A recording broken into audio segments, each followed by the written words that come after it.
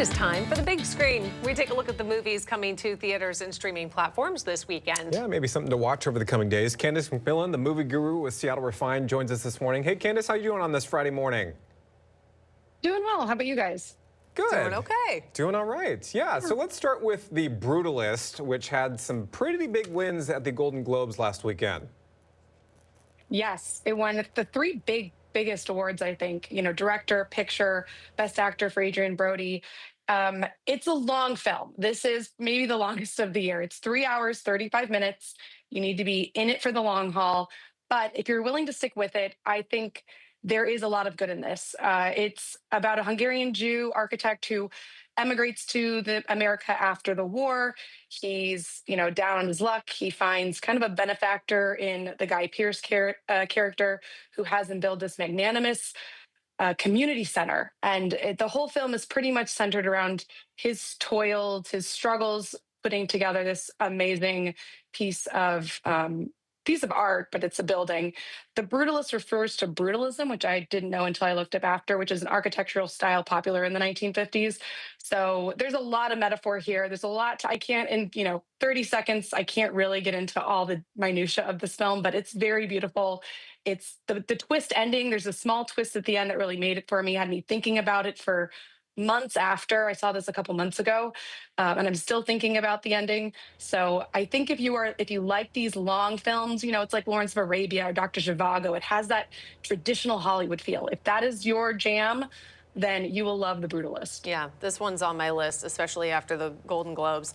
Next on the list, September 5. Tell us about that one. Mm-hmm. So as journalists, I'm sure this will interest you. It interested me a lot. It's based on the 1972 Munich Olympics, where they had the Israeli hostage crisis, but it's told from the perspective of the ABC's coverage of that. And what happened was ABC News didn't get in there. It was ABC Sports that actually, called the shots on how they were covering this live event for viewers in 1972. So it really dives into the decisions they made, how they had to change things on the fly based on, how it was affecting what was playing out in real time. It's a fascinating watch. The performances are so good. I was kind of sad it's not getting more recognition than it is. This is coming to Northgate, Regal Thornton Place this weekend, and it'll get a wider release next week. It's only 95 minutes, so if you want a shorter film that is still quality and interesting and a really taut thriller, then September 5 is your go-to. That is certainly going to be on my list. Just a fascinating event that happened so many years ago. I saw an interview with the director, and they were interviewing people who were actually in the booth that day, and they were like, I don't know, we're sports people, can we do this? And they were like, sports journalists are people who tell stories. And that's their job that day, was to tell the story. So yes, as newsy people, we will be all in, Candace. Absolutely. And I hope our friend Theron Zahn is watching this morning, because I think a couple weeks ago he gave you a little assignment, right, with the Last Showgirl. You had a chance to watch this? I did. He gave me a couple assignments that week. He did, yes. It wasn't just one. Of them. Yep. This was one of them. I said I had watched the first 30 minutes of The Last Showgirl, and I didn't like it, so I paused it. I gave it another shot. It comes out this weekend here in Seattle. My intuition was correct. The ending it was nothing to continue watching. It does star Pam Anderson. She was nominated for a Golden Globe for Best Actress. She, it kind of felt like they threw her a bone here. She does go raw. She does give a performance, but it's a very one-note character.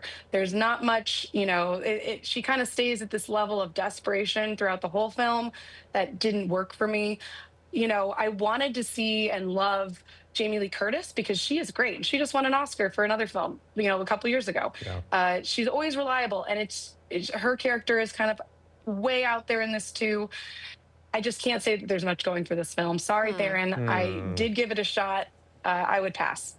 I gave The Substance a shot after watching the Golden Globes, and my goodness, I did not see that one coming. Like, I thought I had a general idea where things were going, and then it's just they took all the rules away and were like, go for it. I'm still recovering from that one. Yeah, that one won our Seattle Film Critics Society's Picture of the Year. Yeah. I mean, it's a body horror film. Who knew it would get so much attention. I liked all the commentary behind it, and I get the whole point. But Yes. at a certain point toward the end, I was like, okay, I mean, I get it. Yeah. Yeah. Women aging, I can appreciate that. But for 2 hours 20, it could have been maybe a 90-minute film. Maybe, perhaps, but interesting nonetheless. So there you go. So we think Yeah. The Brutalist is probably the front runner for the Oscar Best Picture, maybe?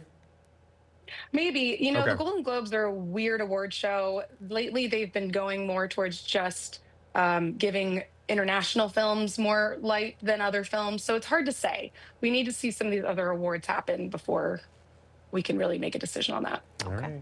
All More right. to come. Yeah, Candace, thank you. Thanks, guys. Happy watching, and we should note Oscars coming up on Sunday, March 2nd on our sister station right on Como 4. All right, The Brutalist, just carve out, a day. 3.5 hours of time to get I through thought it. Wicked was long at 2 hours and 45 minutes. But that one kind of kept the attention the whole time, though. Sure caught mine, yeah. Yes, it did. We love that movie.